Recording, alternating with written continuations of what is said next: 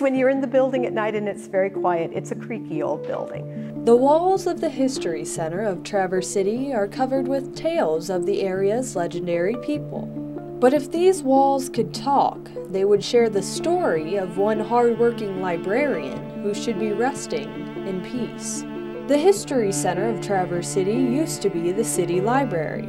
Shortly after it opened in 1905, Alice Waite began her legacy as a librarian.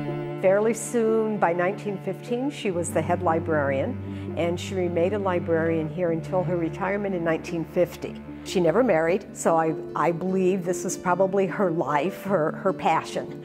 And the stories I've heard from the librarians that worked here in the 60s and 70s and 80s is that they feel her spirit is still in the building. I've heard stories of doors closing when no one else is in the building and footsteps. They're all legends, but I've heard them several times. Alice likes to keep the museum staff on their toes, even today.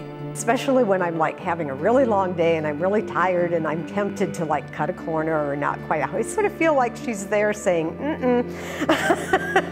You do your best and you do your best all the time. But this persistent spirit may not be roaming the floors of the History Center on her own.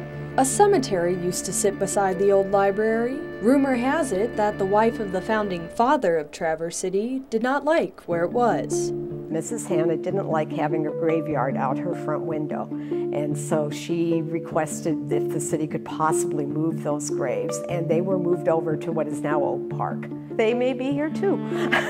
A lot of times it's just me by myself here. I hate going into this room at night by myself, just because it makes a lot of noises, and it's just an old building, and I think it's just settling, but it doesn't help with a lot of old items being in here because, you know, some people talk about items actually being haunted themselves. So then I'm like, ooh, I have to go grab that downstairs. I think I can wait till tomorrow. And I make a list of things I have to get in this room on another day because I just don't want to go down there. I've been here for a year. My office used to be in the loft, which is now the cupola that overlooks the museum. And it's such a cavernous space that you would hear things and the windows. And now that my office is downstairs in the basement, I hear the doors open and close.